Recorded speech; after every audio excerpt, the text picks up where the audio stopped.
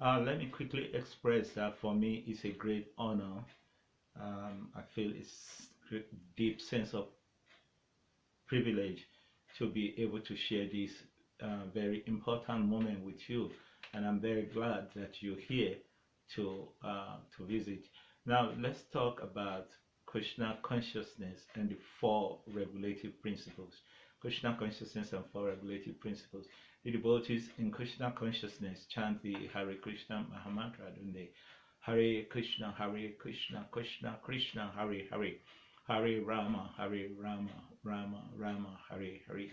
So, and then follow the four regulative principles along with the chanting of the Hare Krishna mantra. Every practitioner of Krishna consciousness who is desirous of achieving the ultimate goal of practicing Krishna consciousness, which is to awaken the dormant love of God, become completely Krishna conscious, is enjoined very, very strictly to follow these four regulative principles of Krishna consciousness, which are the first, not by any means in order of importance, but just numerical. The first will be that there is one avoids eating of meat, fish, or eggs. There is no question of eating meat, fish, or eggs. There is no second, no any form of intoxication, and third, there is no gambling. Devotees don't gamble. And the fourth one is that there is no illicit sex. So quickly again, that there is no one practices abstinence from meat eating, fish, or eggs. So the devotees are strictly vegetarians, and some are vegans at the moment. So then there is the no illicit sex, there's no gambling, and there is no any form of intoxication. So these four regulative principles, the Hare Krishna practicing Krishna consciousness devotee strictly follows and has to follow and should follow if he is desirous of achieving the ultimate goal of Krishna consciousness, which is to reawaken the dormant love of God, and establish a functional loving relationship with Krishna, the Supreme Personality of Godhead. So in my years of Krishna, in my few years of practicing Krishna consciousness and interacting with devotees within the community of the Hare Krishna practitioners, I have experienced, and I do have my personal experience too, that as devotees, different devotees struggle with, not everyone, but a lot of devotees struggle with different part of these four regulative principles. For some people, it's illicit sex. For some people, it's intoxication. For some people, it's meat eating, fish or eggs. So if you were to, but I rarely, in all honesty, ever hear a devotee who is struggling with gambling. It could be possibly because devotees are not for most part, are financially oriented, but that would be a different subject. But I'm not used to hearing devotees talk about struggling with gambling. Like I said, I have my own fair share of what I struggle with. I have struggled with, but no, I rarely meet a devotee that talks about gambling. And so this is the subject that I'd like to share with us today, gambling. So devotees rarely talk about gambling, but I have, from observation, actually found that this one really talked about addiction of gambling is actually the most insidiously violated principles of Krishna consciousness amongst the devotees. Almost like every, no, I'm not going to generalize and say everyone. But most devotees, this is one thing that we're struggling with, streamer, the problem with gambling. Now, but quickly, what is gambling? Gambling, as per dictionary definition, is a risky undertaking. Gambling is a risky undertaking with the hope of gaining success. Gambling, one of the definitions of gambling, is a risky undertaking for the hope of gaining success. Or another way to look at gambling, still with the dictionary, is that gambling is a principle of risking something of value, staking something of value with the hope of its success, with the hope of gaining something. So take note, something of value, and usually that is how gambling is done. The gambler puts in so much with the hope of gaining so much. So this is the most violated principles. This is the most violated of the four regulative principles by the devotees practicing Krishna consciousness. I mean, this is not playing holier than thou. It's just by observation. And this is what I'm about to demonstrate to us and share with us. Now, so having defined gambling as a risky undertaking or as an act of taking something of value, risking something of value with the hope of gaining success, then so how is that related to Krishna consciousness, and why am I saying that this is the most violated principle of the four out of the four regulative principles by the devotees in Krishna consciousness? And it's so insidious that as devotees, we even rarely talk about it. So it's like the Trojan horse, like your enemy that infiltrates your city on espionage mission, and you don't even recognize it. So gambling. So another, we're just going to talk about why it is. So first, let us look at the basis of Krishna consciousness.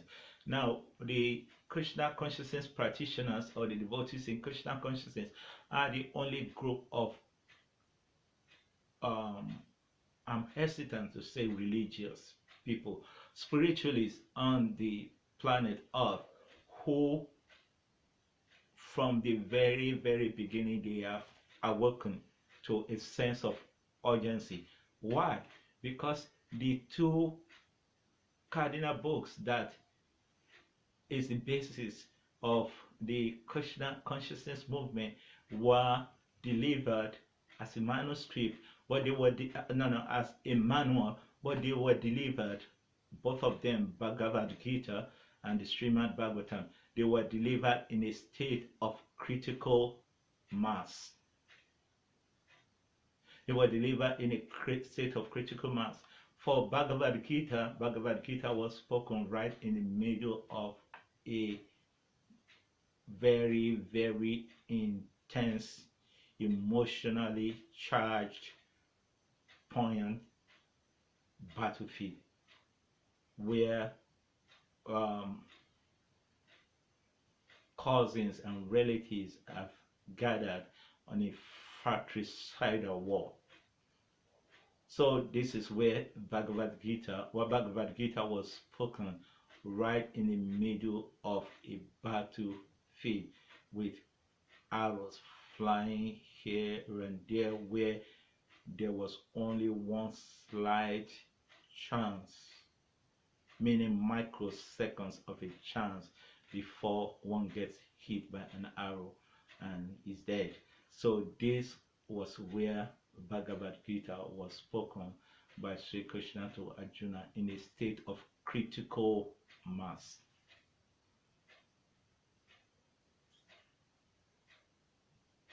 Arjuna was just meaning microseconds, to his demise. I mean, everyone knows the battlefield, you just only that to your death, you're living on borrowed time. So this is where Bhagavad Gita was spoken. Then Srimad Bhagavatam as well was spoken at in a state of critical mass. Young Maharaj Parikshit, who was opulent, the king, the emperor of the entire globe, had just been caused irretrievably. Has just been caused by a brahmana to die in 7 days. Irretrievable cause, so potent, there was nothing he could do about it. He was at the height of his power, young, agile, handsome, influential, and then in a split second everything crashed because he was caused by a brahmana. That cause was irretrievable, that he would die in 7 days. So, and then immediately Maharaj Parikshit took the most important decision of his life, which is to meet death. So he didn't dilly-dally. He was just, okay, this is inevitable. Now I have to find out how to die, the best way to die. So again, a point of critical mass. So then Maharaj Parikshit, as we all know, went to the bank of the Ganges to prepare himself to meet his inevitable death. And then he made inquiries from his guru, Shukadeva Goswami, and that dialogue between the two of them, as Maharaj Parikshit was making inquiry on the best state of consciousness that one should be at death, is what became the Srimad Bhagavatam.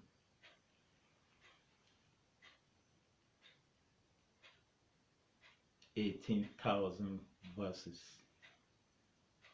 spoken in the course of 7 days. So this is the basis of Krishna consciousness, the Srimad Bhagavatam as well as Bhagavad Gita, and they were both spoken in this state, in a heightened state of consciousness, urgency, emergency, where the recipient knew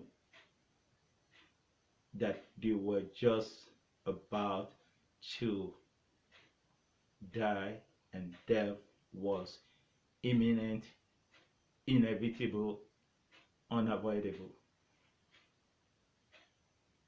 So how is this related to Krishna consciousness, and how is gambling the most violated of the 4 regulative principles by the practitioners of Krishna consciousness, and it's so insidious that we don't even know it? So we just defined how gambling is an act of taking something of value, risking something of value with the hope of success. So let's quickly look at that. So we were told, Brahmanda Bhamite Kunabhagya Vanjiva Guru Krishna Prasadi Paya Bhakti Lata Biju, that with the entire universe, the soul, the living entity, wanders from one planet to another planet, taking different bodies after another body after another body, until at some point, by a stroke of fortune, he acquires the human body.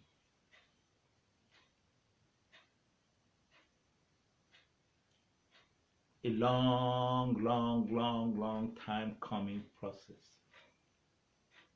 A lot of time he has to pass through the 8,400,000 different species of life to finally arrive at acquiring the body of a human being.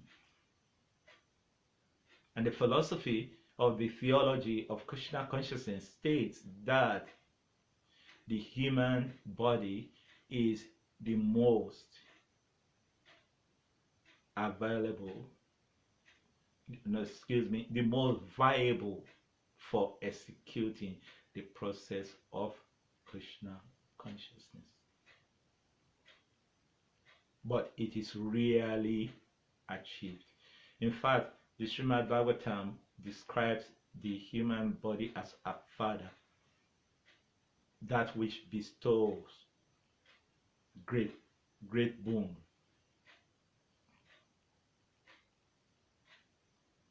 So, how are we violating the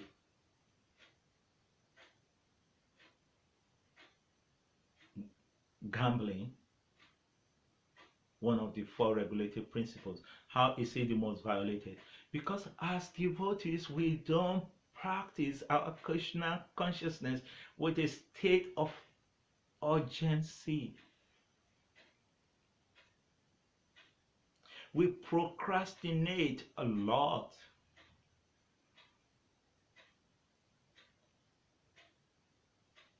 We act as if we have another day, another life.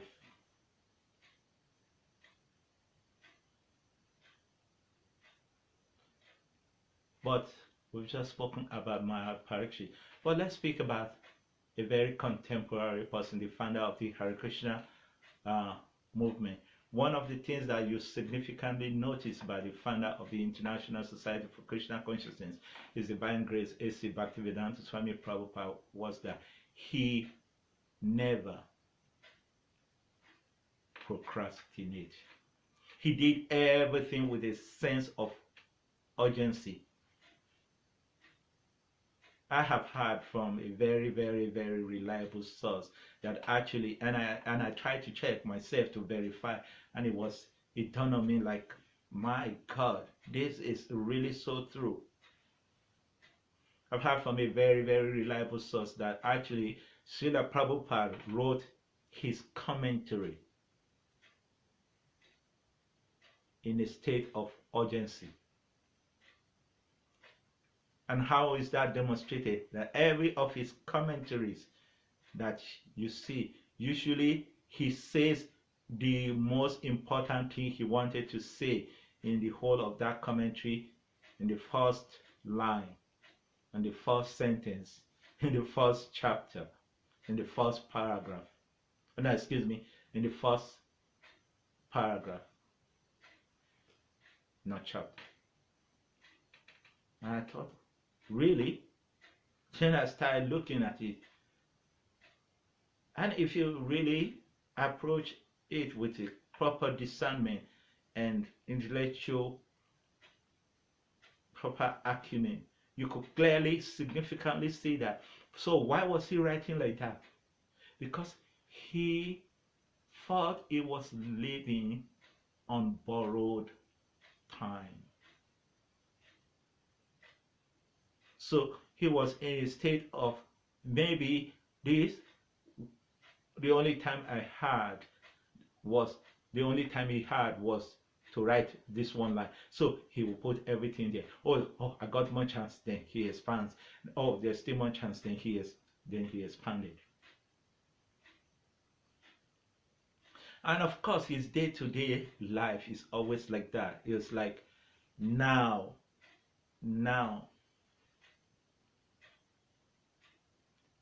If it has to be done, it has to be done now. In fact, he wrote his first commentary of Srimad Bhagavatam like that. He didn't wait for when everything will be perfect, when he will have time. So we're talking about an old man of 65 years who left India for America to start a global movement. He didn't know anyone in America except an acquaintance of his in India, hearing that he was going to go to America, had given him his son's name, who hosted him for a few weeks.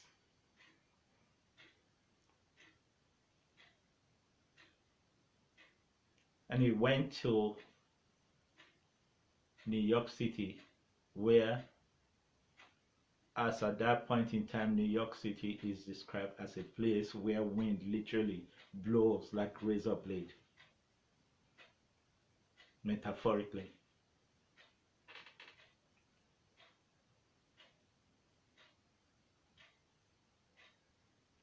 I don't want to make this another, power part of, but actually, why not? So this old man was in America. He didn't know anyone. Actually, there was a year where I had a program of distributing 1008 of Srila Prabhupada Lilamrita. This was some time back, and then while I was distributing this book in particular, Prabhupada Lilamrita, the autobiography of Srila Prabhupada, written by Sasrup Das Goswami, I was fortunate to meet one very, very educated gentleman, highly erudite. He had a doctorate. So, long story short, I sold one of these copies to him, and I made his acquaintance, as most book distributors do. So then a few days later on, I went to see him to find out if he'd read the book. And then as soon as I came into his office and we exchanged pleasantries, he said, "Listen, I need to tell you something." He said, "You know what your man did?"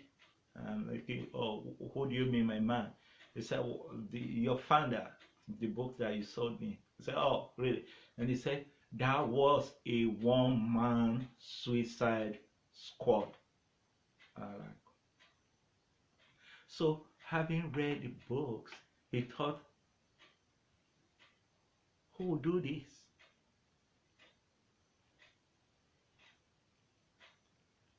And so we see that this old man started the International Society for Krishna Consciousness in New York City in 1966, and then between that time and when he left the manifest world, which was in 1977, the Hare Krishna movement was literally in every town and village, or at least 108 counted temples, 5,000 at least practicing devotees of Krishna consciousness, and the Hare Krishna movement has become a worldwide phenomenon. So this is the state of audience. So, but when we are now practicing Krishna consciousness that way, we are breaking this regulative principle, gambling, because it's taken us so many lifetimes to acquire this human body. And to now be procrastinating. It has taken many lifetimes to acquire the human body. It has taken many lifetimes to come to Krishna consciousness. It's a very, very great opportunity. And once you seize that opportunity fully, and when one is not doing that, they are gambling. We are taking the most precious thing. We're taking a risk because we are living on borrowed time. Death comes any time. And what did Krishna say in Bhagavad Gita?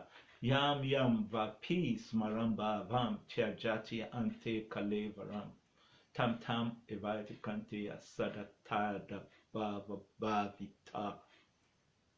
Oh, this verse is so beautiful, so beautiful, so beautiful. I mean, so many, like every single word is just really so significant. Yam yam va peace maram ba bam. What you constantly, in a very deep emotion, remembers.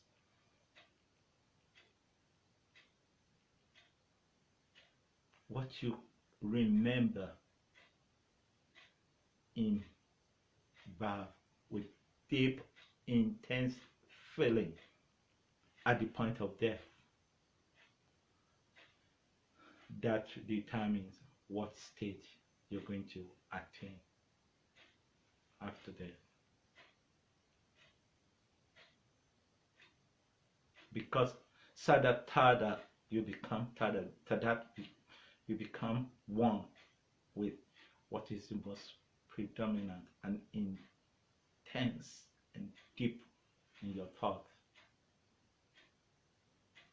So what the attention is most focused on very, very deeply is what one is obsessed about, is what he will remember at the point of death, and that determines the next life.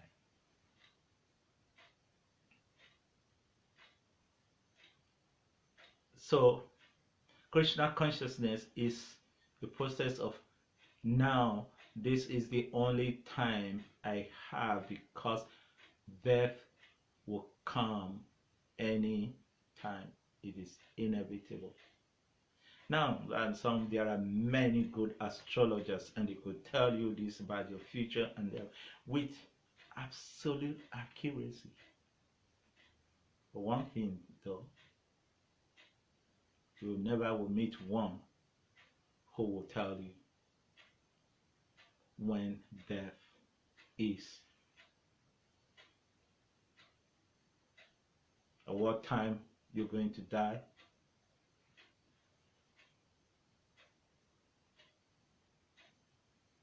and this is the most crucial moment.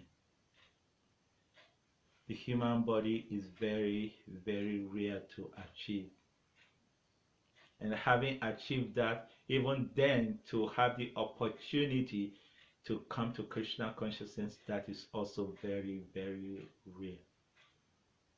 So then to not practice with a sense of urgency, that this is the only moment that I have, and I have to put everything, all of me, mind, body and soul, into this moment. This is the only time I have to chant Hare Krishna, Krishna Krishna, Hare Hare, Hare Rama, Rama Rama, Hare Hare. So I'm going to put all of my being into it. This moment now is the only time I do not have any time after this.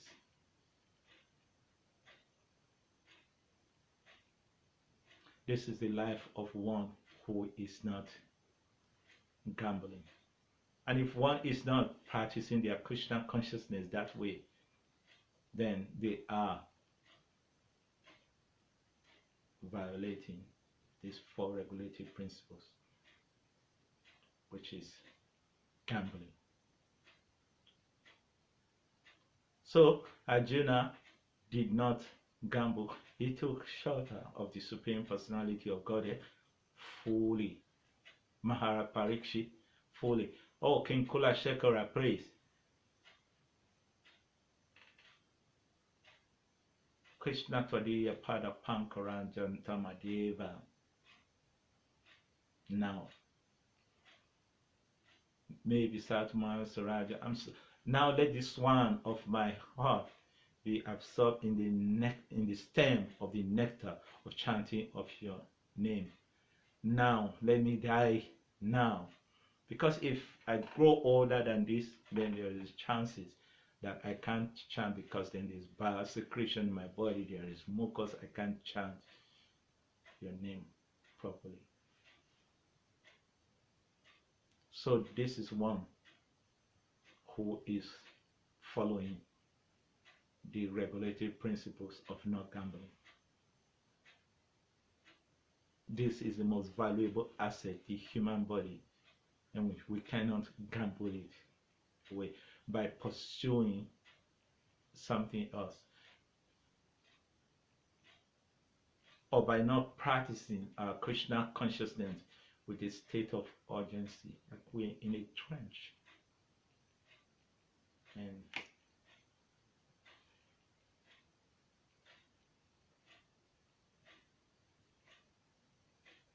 so gambling, from my observation, is the most violated principle out of the 4 regulative principles of Krishna consciousness that the practitioners of Krishna consciousness are meant to follow. And the vast, I'll say, many of us, majority of us, are guilty of that. Procrastination is the worst enemy of any human being, even by secular consideration. I will, I shall, tomorrow, next time, later. Oh, the most deceptive word ever created, future. Because there is no such thing as future. Now.